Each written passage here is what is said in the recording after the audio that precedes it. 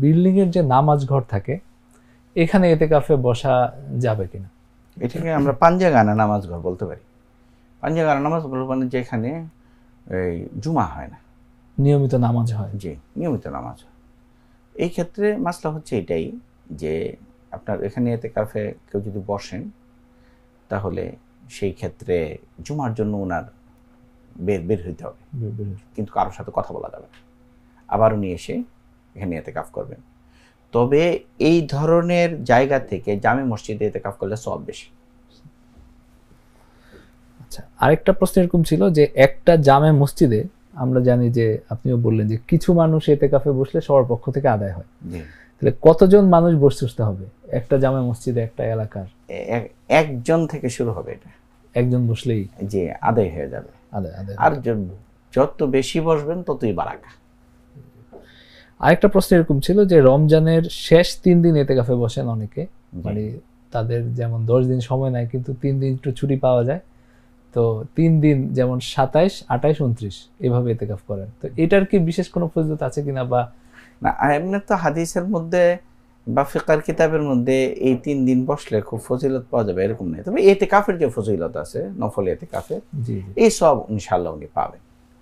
তাহলে আমরা বলতে পারি যে কেউ যদি সময় যেহেতু আগে নাই তাহলে 3 দিন চাইলে বসতে পারে। জি, কিন্তু একদিনও যদি সময় পান, ওই একদিনও যদি করেন তাহলেও ইনশাআল্লাহ এর ফজিলত পাবেন ইনশাআল্লাহ।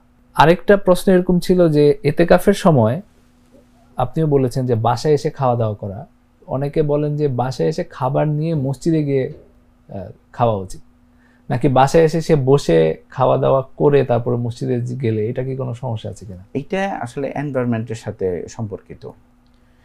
যদি এরকম হয় যে বাসায় গিয়ে বেশি সময় অবস্থান করলে ওনার ইতিকাফ নষ্ট হয়ে যাওয়ার সম্ভাবনা আছে, তাইলে ওনার জন্য সতর্কতা হচ্ছে বাইরে থেকে বাটি নিয়ে মসজিদে চলে আসা।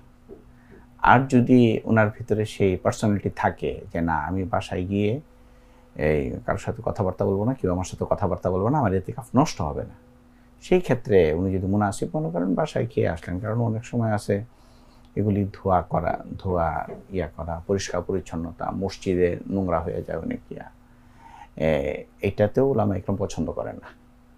তাই ওনার যদি এই পরিমাণ নিজের উপরে আস্থা থাকে বাসায় খাইতে পারেন। আর যদি সম্ভাবনা এরকম হয় যে না হয়ে যাবে, তাহলে উত্তম হচ্ছে বাটি নিয়ে মসজিদে চলে আসে। তো বাসায় গিয়ে খাওয়ার ক্ষেত্রে দিনের বেলা ইফতারের সময় একবার, সাহরির সময় একবার, রাতে আরেকবার, 3 বার কি যাওয়া? না, এই ক্ষেত্রে 2 বার। ইসলামের খাবারের সিস্টেম হচ্ছে 2 বার।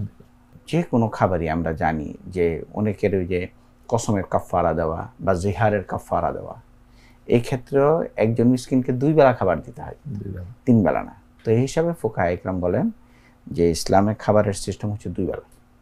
তো 2 বেলা উনি কি করবেন? খাবার আহার গ্রহণ করবেন। ইফতারের সময় একবার যাবেন, সাহরির সময়।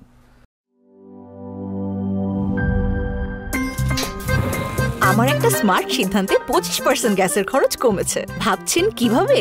সাধারণ গ্যাস স্টোভ বদলে আমি এনেছি আরএফএল গ্যাস স্টোভ। এর সাইন্টিফিক নজল ও ব্রাস বার্নার ক্যাপ সমানভাবে তাপ ছড়িয়ে রান্না করে দ্রুত, তাই গ্যাসও বাঁচায় 25%, টাকাও বাঁচে 25%। আরএফএল গ্যাস স্টোভ নিরাপদ ও গ্যাস সাশ্রয়ী।